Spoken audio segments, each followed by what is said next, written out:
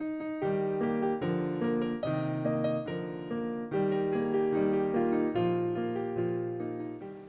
back to Number Sense, the YouTube channel that helps you make sense of all the numbers in your life, or at least the ones in your math book.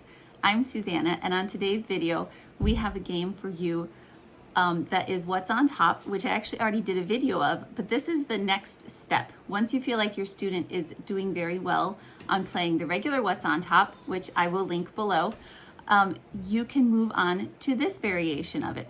It's basically the same game with just one change that makes it a little more challenging for your student. I also would like to show you some options for if you don't have the specialty cards that we are using in this video. There's 3 different things you need. There's number cards that are numbered 1 through 10.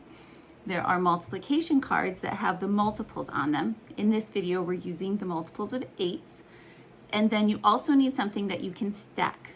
So you need 2 sets of 15 things, one for each player, that you can stack on top of each other. You'll see in the video what we're using, and it will be linked to the Right Start website where you could order those. But if you want to try this game at home and you don't have those yet, I have a few options for you. First of all, for the basic cards that are numbered 1 through 10, we had these cards at home. This is our SkipBo game. I went ahead and went through and took out the 11s and 12s and the SkipBo cards. So now you're left with a giant stack of cards that are numbered 1 through 10. Perfect. Another option would be Uno. Again, I took out all the specialty cards except for the skip card. So all the skip cards would count as 10s because Uno doesn't have a 10 card. So this is another option. You also end up with a good sized stack of cards that you could easily play probably 2 games with this, at least 1, and then just shuffle them and play again. Another option that I mentioned last time would be dice. You can buy 10-sided dice. I thought I had a 10-sided die, but this is actually 12-sided. So if you were using this, you could just go up to multiples of 12 instead of just 10. Or you could use 2 regular die and you just roll them. Options are you could ignore 11 and 12 when you roll those numbers, or like I mentioned, you could make extra cards that would go all the way up to 12. So that would be if you were using the dice.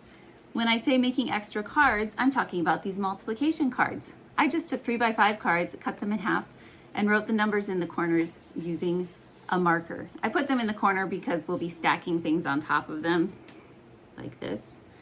And so if the number's in the middle, that kind of makes it challenging. This way you can still see the numbers easily, even if things are stacked on top. So like I said, if you're using the dice, you could go ahead and make the 88 card and the 96 card. Then you would have all of them. Right here, I just have the multiples of 8 all the way from 8 up to 80. Also for things that you can stack on top, we'll be using 1-inch tiles in our video, but I went to Dollar Tree the other day and I found these very cute erasers. Who wouldn't want to play with these? Aren't those fun? So they had a pack that had a bunch of these cute little animals in them. They also had a pack that had these cars and trucks, which are also super cute. So you could have one person has the animals and one person has the cars and trucks. So that would be a pretty easy way to have 2 sets of those. Another option that I mentioned in the other video, but I wanted to go ahead and show you, would be these bingo chips. And I went ahead and tested them out, and they're nice and flat. You can just stack them on top of each other. They're a little slippery, so you might have to work harder to make sure your stack doesn't fall over, but it's really not hard. This particular set I have is really fun. I just got them on Amazon a while ago for something else, but they're fun because they're magnetic and they come with this little wand. You can call your magic wand. And when you're done with the game, you just run the wand over it and it picks them all up.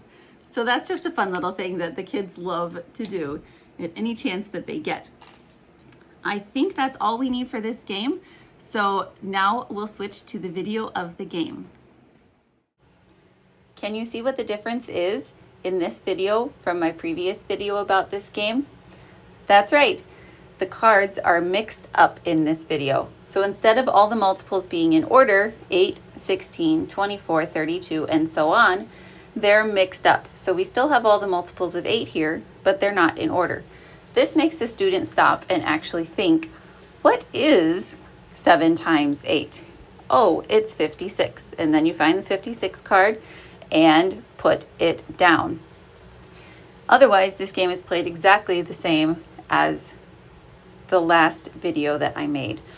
You just flip over the top card, say the multiplication fact. Remember, that's very important. You want your student and you to say the multiplication facts when you come to them. This repetition is what helps them to memorize their facts. So you say the fact and then put your marker on the card. If someone else's marker is already there, you put yours on top of theirs, which means you now claim that card. Sometimes you'll get 2 or 3 in a row of your own on top of each other. That's fine. You just keep playing.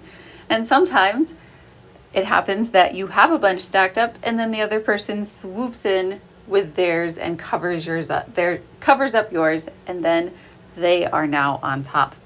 You continue this game until you've used all of your counters, and then whoever has the most on top is the winner. You will notice that my daughter has a multiplication table in front of her while we're playing this game. I allow my kids to use these for as long as they need them. This makes it faster.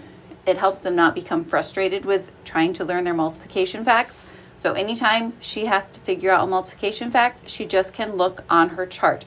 It's the repetition of seeing what the fact is, saying the fact out loud, and just using them that helps them to memorize it. I do not see this as a crutch. I do not see this as a bad thing. They all end up learning them eventually, some faster than others, and that's fine. The goal is not to memorize as quickly as we can. The goal is to understand what we're doing and enjoy our math. You don't want to have a student who hates math and even at the thought of math cringes or, heaven forbid, starts crying. So yes, I allow my kids to use multiplication charts and other similar helps as they are learning their facts.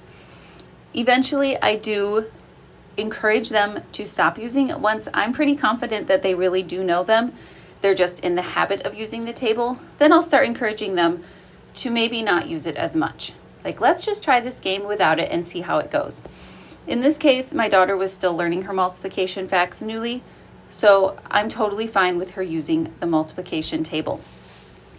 And that is as simple as this game is. Like I said, you just keep going till all your counters are gone, and then you stop and you count who has the most of their color on the top of the cards, and that person is the winner.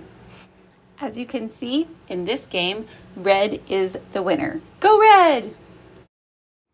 Thank you so much for watching today. I hope you enjoyed this video and get a chance to play this game with your students or children soon. Please like and subscribe if you enjoyed this video and would like to see more of the same. And I will have links in the show notes to the cards from Right Start, and then also some of these other options that you can use that we talked about in today's video. Thank you so much. Bye.